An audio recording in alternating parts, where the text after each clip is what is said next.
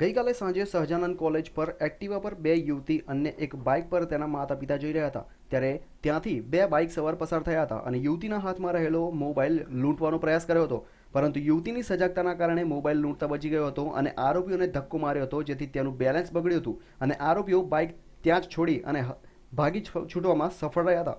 જે બાદ પોલીસને જાણ કરવામાં આવી હતી અને પોલીસે તપાસ હાથ ધરી હતી. હાજર બાઇકના કારણે તેના નંબર પરથી આરોપીઓના ઘરનું સરનામું મળ્યું હતું અને પોલીસે આરોપીઓને પકડવામાં સફળ રહી છે.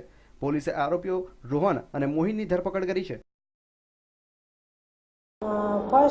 સેટેલાઇટ ફર્સ્ટ ગુના રજિસ્ટર નંબર 131/14 ગુનાના કામે પકડવામાં આવેલ છે બંને આરોપીને, અને બંને આરોપીને તેમના ઘરથી પકડવામાં આવેલ છે.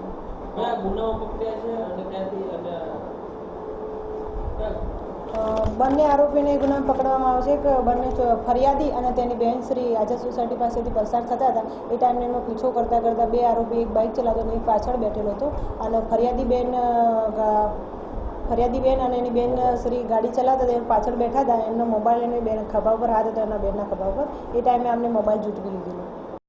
પોલીસે આરોપીની ધરપકડ કરતા સામે આવ્યું છે કે આરોપીઓ રોહનના ભાઈનું બાઇક લઈને લૂંટ કરવા માટે નીકળ્યા હતા.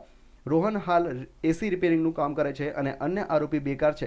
આરોપીઓને જલ્દી રૂપિયા કમાવા માટે લૂંટનું તરકટ રચ્યું હતું. તપાસ ચાલુ છે અત્યારે, અને રિમાન્ડ માંગવાના છે અત્યારે કોર્ટમાં રજૂ કરવાના. આરોપીની હકીકત એમના બાઇકના આધારે મળી છે, બાઇકના સરનામાના આધારે.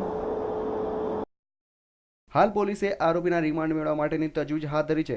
પોલીસ એ દિશામાં તપાસ કરી રહી છે કે આરોપીઓ અગાઉ કયા ગુનામાં સંડોવાયેલા છે કે નહીં અને તેના સાથે અન્ય કોઈ સાગરેજ છે કે કેમ.